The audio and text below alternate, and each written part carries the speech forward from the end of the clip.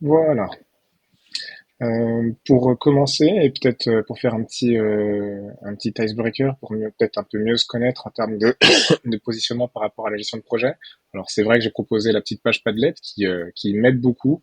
J'espère que ça vous aide aussi peut-être pour savoir à qui vous avez affaire au sein de votre session.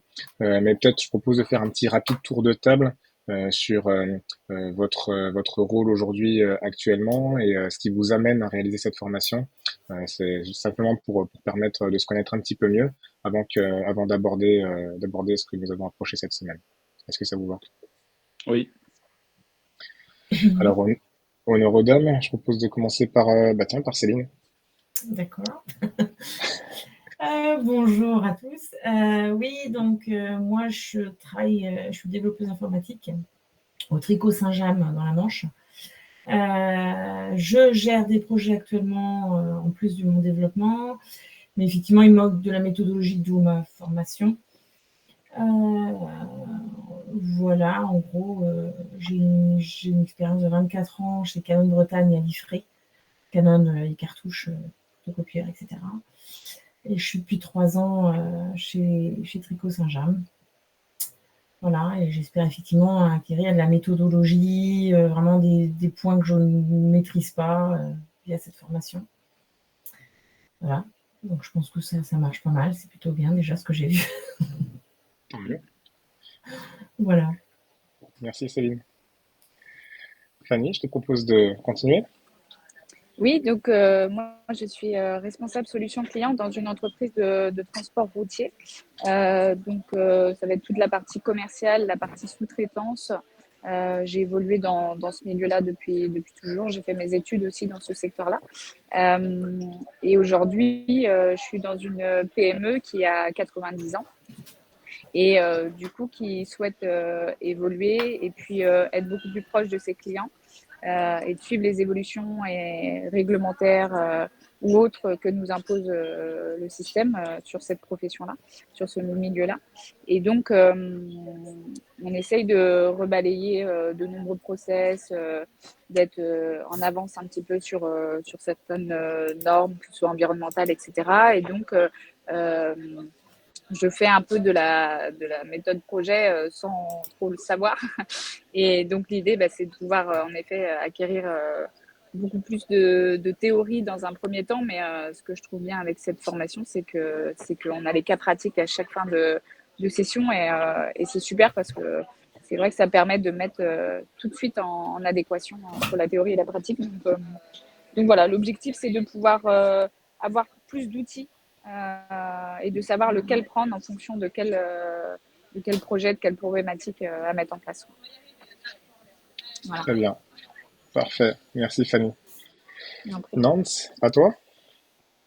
Oui, bonjour à tous. Moi, je suis cadre commercial dans l'industrie des matériaux depuis 9 ans maintenant. J'ai travaillé dans l'univers du BT, enfin, je travaille dans l'univers du BTP depuis une quinzaine d'années. Et en fait, ça fait bien 20 ans maintenant que j'ai pas fait de formation liée au marketing ou tout ce qui peut être méthode de travail. Et c'est vrai que bon, on est sur le terrain tous les jours. On utilise beaucoup de choses, mais de manière non organisée ou intuitive. Et si je fais la formation, c'est justement pour essayer de structurer un peu tout ça et développer des bonnes méthodes de travail et pouvoir cibler et aller plus vite au quotidien. Très bien. Parfait. C'est tout à fait entendable ce que vous m'avez partagé par rapport à cette formation. J'espère qu'elle vous apportera au fil des semaines des notions que vous pourrez mettre en pratique. C'est vraiment l'objectif. Et voilà, je suis vraiment là pour aussi répondre à toutes vos interrogations. Alors, par rapport à cette semaine, je vais vous partager mon écran.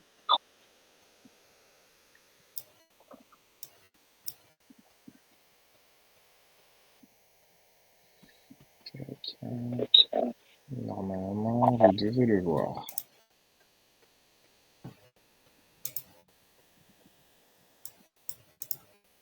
Est-ce que vous le voyez? Ouais. Ouais. Ok. Euh, dans un premier temps, alors peut-être avant que j'aborde la session de cette manière-là, est-ce qu'il y a des questions sur ce que vous avez vu cette semaine, des choses sur lesquelles vous souhaitez que je passe un peu plus de temps, ou est-ce que tout vous a paru à peu près clair et on va dérouler et puis si vous avez des questions, on verra au fil de l'eau. C'est assez bien détaillé. Pour ma part, ça va. Ouais, moi aussi, j'aime bien le déroulement. Moi aussi, pour moi, c'est très clair. J'ai des petites questions, mais qui peuvent attendre de dérouler. Allez, C'est pas impératif. pas de souci. Vous pouvez m'interrompre à n'importe quel moment. Donc dans cette formation, ce qui est important de bien identifier dès le départ du projet, puisque ça permet de soulever pas mal de loups parfois, c'est de faire l'état des lieux sur les différents acteurs que renferme votre projet. Quelque part, les différents acteurs composent un petit peu l'organisation de votre projet, et c'est pour ça qu'il est important de pouvoir associer un rôle avec une personne. Alors ça ne veut pas dire que chaque rôle doit être indépendant, donc un rôle égale une personne différente, c'est pas forcément le cas. Mais l'idée est au moins d'associer, même si une personne endosse plusieurs rôles, de pouvoir identifier que cette personne réalise ce rôle ou pas.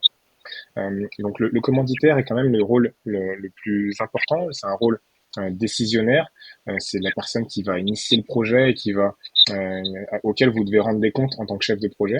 Donc quelque part, cette personne-là, en premier lieu, doit être identifiée pour savoir vraiment vers qui se tourner, s'il y a une décision à prendre, et comment faire en sorte pour lever un loup pour faire avancer le projet de manière efficace. Donc je vais pas passer en Pardon, revue Joy, Oui, juste sur le commanditaire, on est d'accord que ça peut être le client aussi, du coup. excuse-moi, est-ce que ça peut être, pardon? Le client Le client? Tout à fait, tout à fait. Le externe, client ouais. externe, ouais. Les clients, tout à fait, est la personne qui va vous engager pour réaliser un projet. Donc, en fonction du positionnement du client, hein, oui, son rôle est bien de vous engager pour réaliser un projet pour lui. Donc, quelque part, si vous avez une réalisation et que vous devez rendre des comptes, la personne vers qui vous allez vous tourner pour savoir si oui ou non le projet et le cadre du projet est celui qui est attendu, en effet, le client est la personne vers qui vous devez vous tourner. Ouais. En effet. Ok, merci. Pas de souci. Donc, comme je le disais, différents rôles et différents acteurs composent le projet. Et on peut avoir plusieurs personnes, en tout cas une personne qui endosse plusieurs rôles au sein du projet.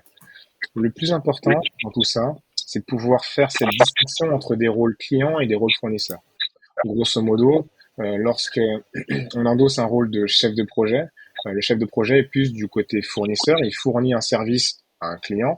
Donc quelque part, le chef de projet, idéalement, n'est pas commanditaire. Parce que dans ce cas-là, il peut se retrouver juge et partie. Je ne sais plus qui cette semaine a dit qu'en effet, le chef de projet était aussi commanditaire. C'est possible, ça dépend des cas. Mais dans l'idéal, le commanditaire est un rôle unique, donc endossé par une personne qui ne doit pas endosser d'autres rôles dans l'organisation du projet. Maintenant, il y a des cas d'exception.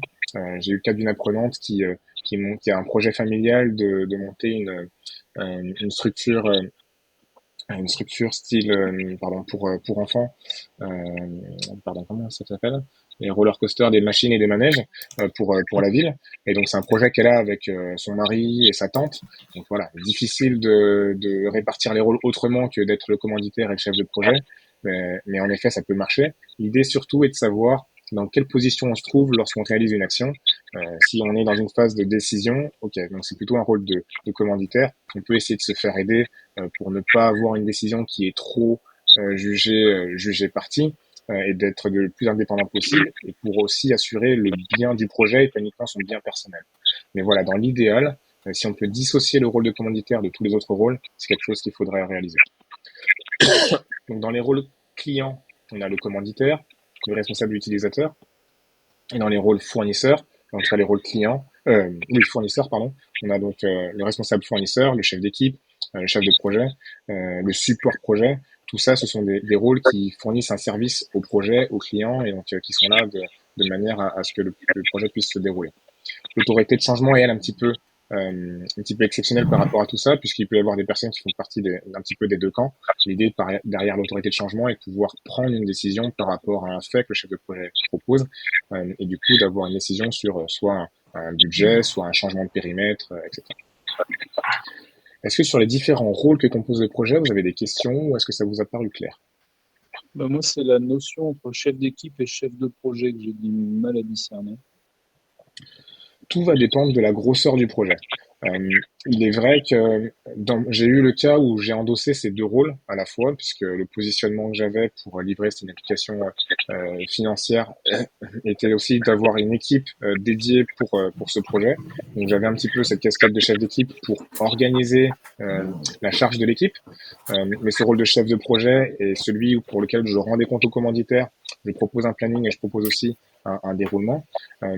Et pour scinder les deux, en effet, hein, dans le cas où c'est deux personnes distinctes, ça veut dire que toi, en tant que chef de projet, tu as ce planning où tu adresses un chef d'équipe pour qu'il répartisse la charge sur ses équipes. Si en effet toutes ces personnes-là te sont directement rattachées, ben en fait tu endosses les deux rôles. Euh, quand tu demandes aux équipiers de travailler sur un sujet en particulier, c'est ta casquette de chef d'équipe. Quand tu proposes donc du coup de revoir un planning, même si c'est vrai que c'est avec ton équipe, c'est plus la partie projet. Donc c'est plus par rapport à ça.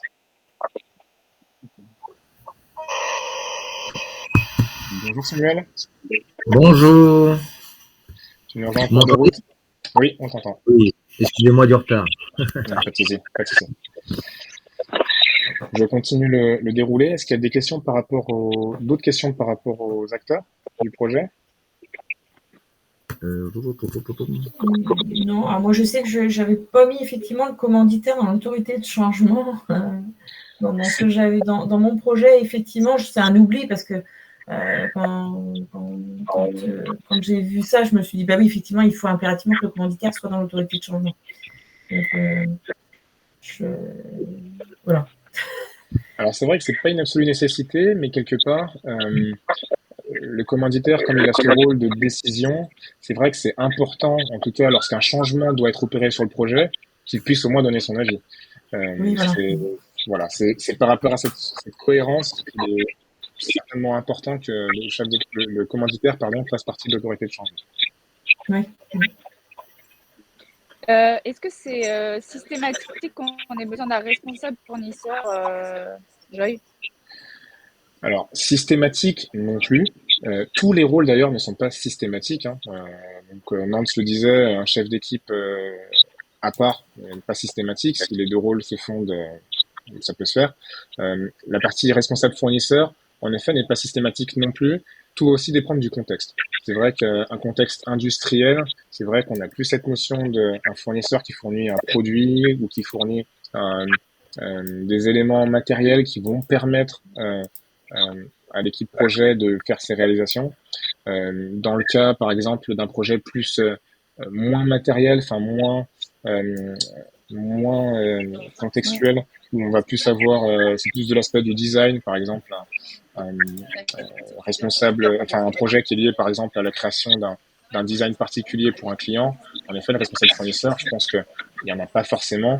Si pour réaliser un design, on a juste besoin d'une feuille de papier et d'un stylo, bon, le fournisseur, on va pas appeler BIC pour un responsable fournisseur. Enfin, je grossis le trait. Ou même, Mais, par exemple, dans un projet de restructuration de services dans des entreprises ou des choses comme ça, ouais, la notion de fournisseur, elle est vraiment plus liée aux équipements, oui. à l'IT, à des choses comme ça. Ok.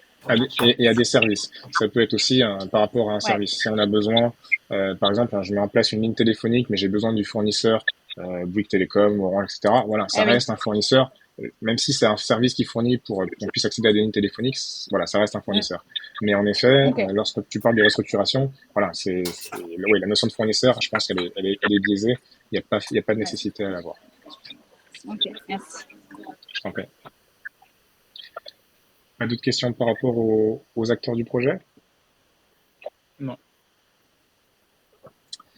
Alors, par rapport au cahier des charges, donc le cahier des charges est un petit peu l'élément qui va initier le projet. Pour grossir le trait, c'est un petit peu la feuille de papier, le petit morceau de papier que vous écrivez sur un coin de table avec votre commanditaire lorsqu'il vous sollicite et lorsqu'il pense au projet. Donc il vous sollicite pour vous dire, voilà, j'ai l'idée d'un projet qui doit se réaliser, donc le contexte doit se réaliser dans cet environnement-là. Pourquoi le projet, pour quelles raisons, grosso modo l'idée de budget, qu'est-ce que ça doit apporter à l'entreprise, quelles sont les répercussions, est-ce qu'il y a des contraintes, et les différentes et le délai, en tout cas, quelle est la vision long terme ou court terme possible pour le projet. Quelque part, ces éléments-là sont pas un contrat, c'est une idée. Le commanditaire n'a pas forcément bien cloisonné l'idée du projet. Quand il vous donne tout ça, en effet, après, à vous de creuser pour savoir si, en fait, il souhaite avoir un logiciel dans 6 mois. Mais si c'est un logiciel qui nécessite 1 an d'installation, lui, il a estimé 6 mois. Quand vous allez faire votre estimation et votre cas d'affaires, si vous voyez qu'en effet c'est 1 an, ben vous dites voilà, commanditaire, vous avez proposé 6 mois, c'est pas du tout possible, c'est plutôt 1 an. Et du coup, le coût, la répercussion, elle est différente. Est-ce que quand même vous souhaitez faire le projet pour ce délai, pour ce budget-là, puisqu'en effet vous avez fait ce travail d'analyse pour aller un peu plus en profondeur et plus en détail. Donc voilà, ce cahier des charges, il est important de l'avoir au départ, puisque ça reste une petite feuille de route. Et quelque part, c'est ce que vous allez, qui va vous servir de base pour analyser et détailler le projet. Mais c'est nullement un contrat en soi. En fait, c'est presque informel, non? C'est tout à fait ça. C'est presque informel. Je propose de le formaliser parce que c'est toujours bien d'écrire les choses, toujours bien d'écrire les éléments qu'on a reçus comme information, parce que quelque part, parfois, elles peuvent être contredites. Donc, le fait de les avoir écrites et de les repartager rapidement avec le commanditaire, voilà ce qu'on a discuté, est-ce que on est d'accord avec la feuille de route de départ, ça coûte rien. Mais au moins vous l'avez écrit quelque part et vous pouvez revenir dessus. Donc, parce que moi je me demandais si on pouvait pas passer directement sur le business case, mais en fait c'est plus de la prise de notes sur le cahier des charges qui permet derrière d'établir son. Okay. Exactement, tout à fait. C'est vraiment le premier échange quand on a une réunion, quoi, en fait. Exactement, c'est vraiment ça, c'est tout à fait ça.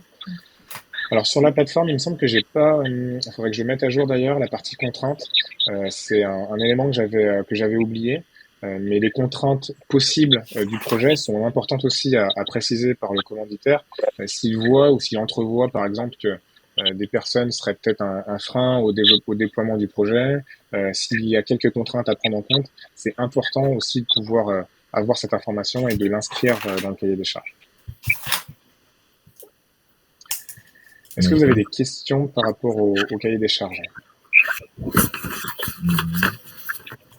Non.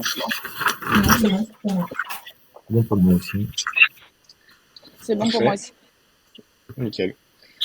Et donc le business case, lui, donc c'est le document qui est un peu plus officiel, qui est vraiment le contrat que passe l'entreprise avec vous, avec votre équipe projet pour la réalisation du projet. Donc j'ai pas passé en détail l'ensemble des éléments que compose le business case, mais ce qu'il va apporter en plus, ça va être notamment cette notion de retour sur investissement, quelque part de vérifier que le projet est factuellement important et va apporter quelque chose à l'entreprise. Après, c'est pas une absolue nécessité qu'un ROI, donc un retour sur investissement, soit positif. Il y a des projets qui existent avec un ROI négatif et qui peuvent être approuvés par l'entreprise parce qu'ils apportent quelque chose qui est peut-être pas tangible, mais qui apporte à l'entreprise. Ça peut être un projet de type mettre en place un logiciel, donc on va débourser des sous pour avoir un logiciel qui va permettre de fluidifier des échanges entre deux services. Dans ce cas-là, en effet, ça va être difficile de savoir. En fait, avant, on passait par un document formulaire qui était envoyé par la poste, en recommandé, donc fallait se déplacer, etc. Donc ça prenait du temps.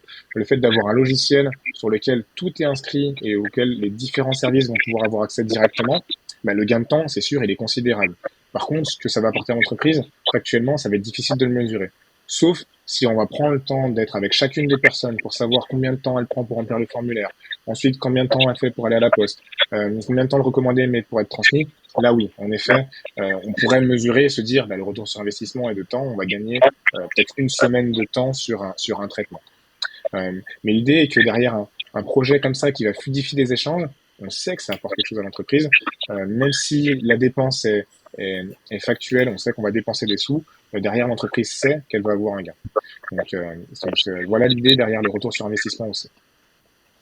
Et les risques, donc une notion qui n'était pas forcément identifiée dans le cahier des charges, c'est important aussi d'être conscient des risques qu'engage le projet. Donc un projet, c'est en effet un événement, c'est aussi un investissement, mais quelque part, on part pas avec la fleur au fusil. Tout n'est pas tout beau et tout rose. Tout ne va pas se passer comme on le souhaite dans le cahier des charges. dans le business case, pardon.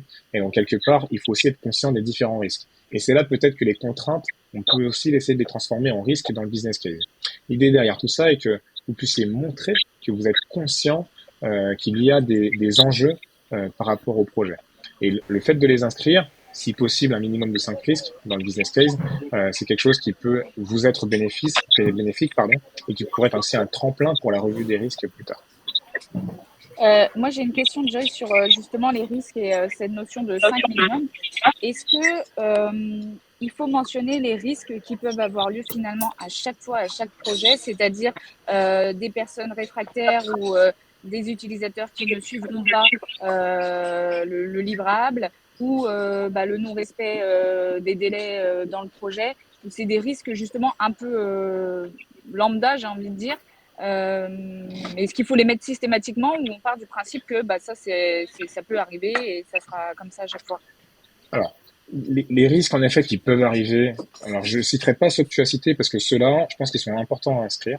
Selon moi, s'il y a des utilisateurs réfractaires au changement, c'est important de l'inscrire puisque quelque part, la réponse à ce risque, c'est de peut-être implémenter une conduite du changement, d'impliquer ces utilisateurs-là pour qu'ils puissent comprendre le changement et qu'ils puissent être impliqués directement. Pour moi, c'est un vrai risque. Ce risque-là doit être inscrit.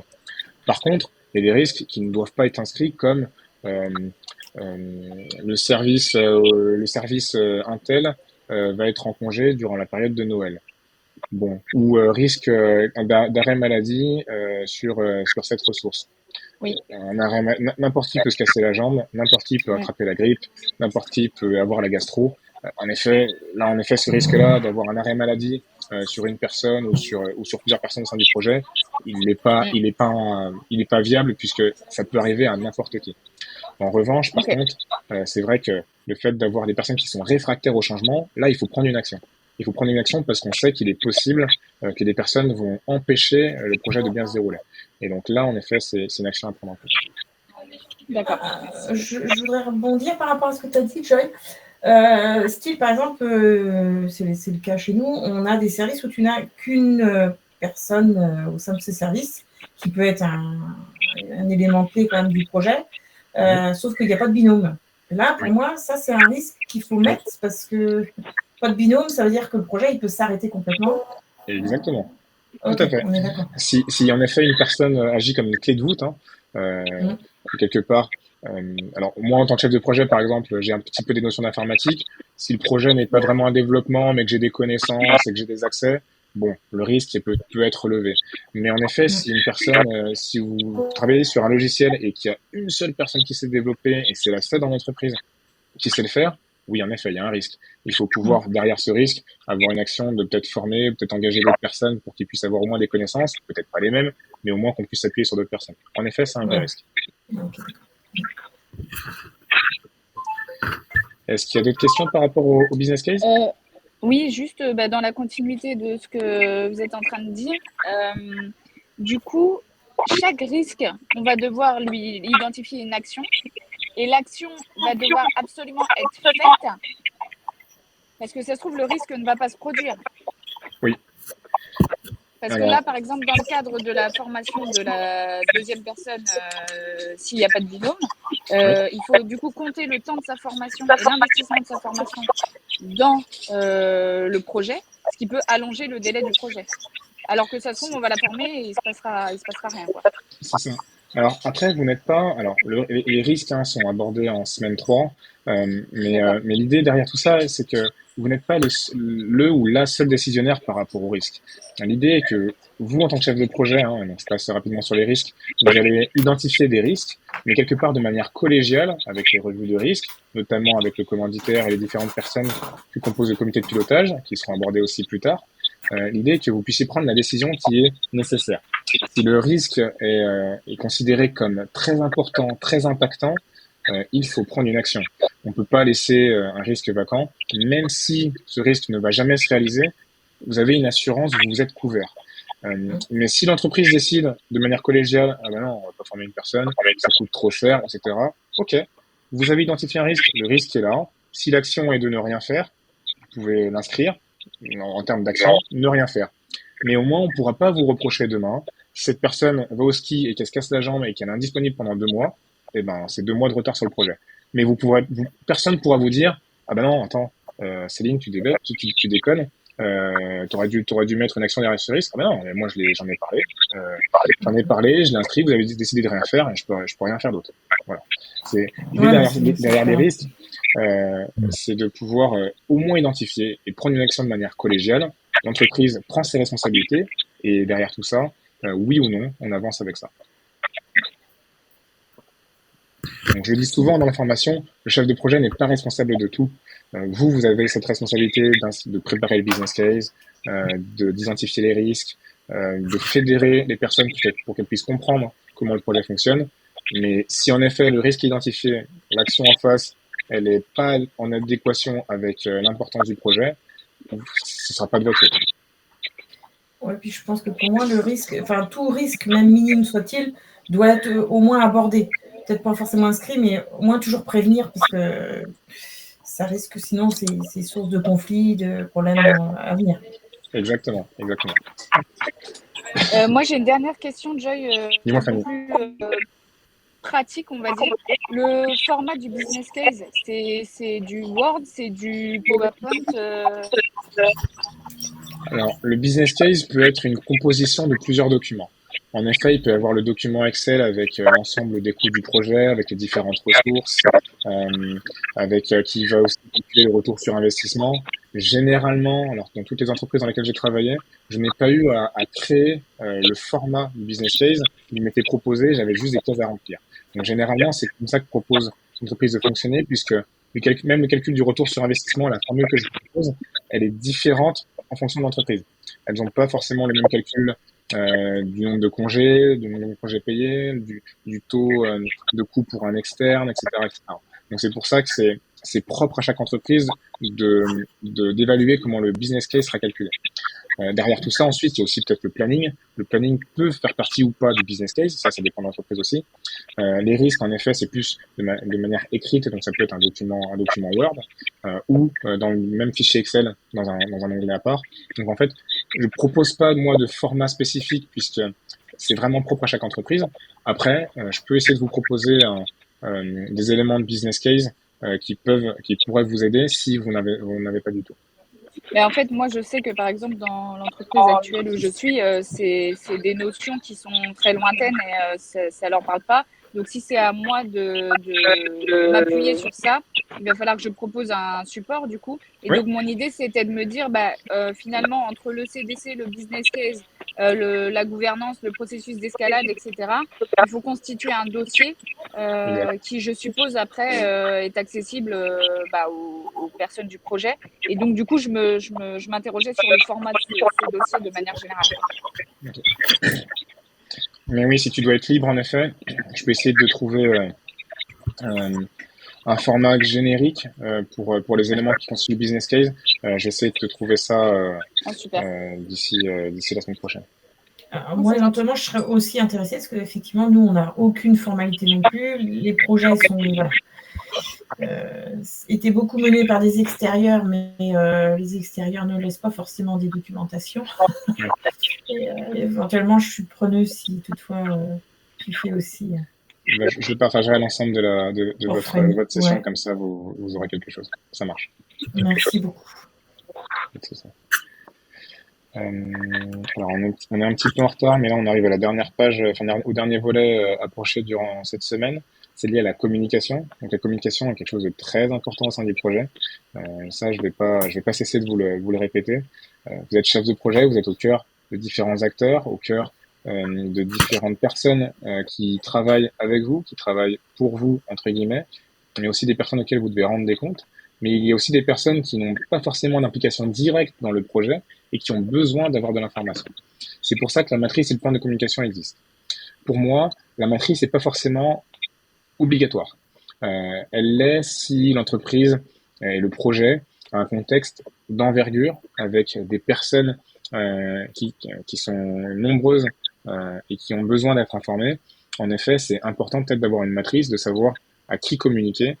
Si vous débarquez dans une entreprise et que vous connaissez personne, mais qu'il y a environ une centaine de personnes à informer, je pense que vous serez content d'avoir sur un même tableau qui doit savoir quoi. En revanche, si en effet vous êtes une entreprise plutôt de type PME ou même familiale, où il y a en effet que 5 personnes qui travaillent au sein du projet avec uniquement une dizaine de personnes à qui informer à l'extérieur, voilà, ça aura pas vraiment d'intérêt. C'est 10 personnes à qui communiquer. Vous communiquez peut-être aux 10 personnes à chaque fois et quelque part, la matrice aura peu d'intérêt. En revanche, le plan de communication, pour moi, est systématique. Quelque part, le plan de communication doit retracer un petit peu les différents jalons du projet, doit retracer un petit peu les différentes échéances importantes du projet, et du coup, associé à ces échéances, vous avez une communication à transmettre. Quelque part, le début du projet, on sonne le clairon, hop, le projet démarre, vous devez informer que le projet a démarré. La phase d'initiation est terminée, les contrats sont signés et le projet va être engagé, hop, on termine la phase d'initiation, on va démarrer le projet, le business case a été validé, vous pouvez communiquer. S'il y a des échéances qui sont un petit peu aussi importantes durant la phase d'exécution, où vous avez un livrable important qui a été livré, peut-être le livrable le plus attendu, là aussi, vous pouvez aussi communiquer. Ou même peut-être tous les livrables. Tout va dépendre de ce qui est important en termes de communication pour le projet. Et pour la phase de clôture, c'est pareil. Lorsque la phase de clôture, lorsque le projet arrive à son terme, c'est aussi important de dire, ben voilà, nous avons réalisé tout ce qui a été attendu. Voilà où sont les documents d'archives. Merci, les remerciements vers les personnes qui ont collaboré au sein du projet. Là aussi, il y a une communication aussi à transmettre. Et quelque part, le fait de les avoir dans ce plan de communication et identifié avec des dates possibles, c'est important de l'avoir au sein de votre projet. Par rapport à la communication, est-ce que vous avez des questions, des interrogations? Moi, j'ai pas encore fait cette session-là, donc j'ai pas plus de questions que ça. Si ce n'est que on est d'accord que finalement, que ce soit le plan de communication, le business case, c'est le chef de projet qui rédige tous les documents. Pour moi, oui. Et la raison Ok. pour laquelle il doit le faire, je dis il doit le faire, c'est parce que le chef de projet doit avoir la connaissance. Il pourrait en effet déléguer tout ça, mais le jour où on Oui. va demander au chef de projet, du coup, c'est auprès de qui tu communiques pour telle information? Ah, bah, je vais voir avec un tel parce que c'est pas moi qui l'ai fait. Ouais, là, c'est un peu biaisé.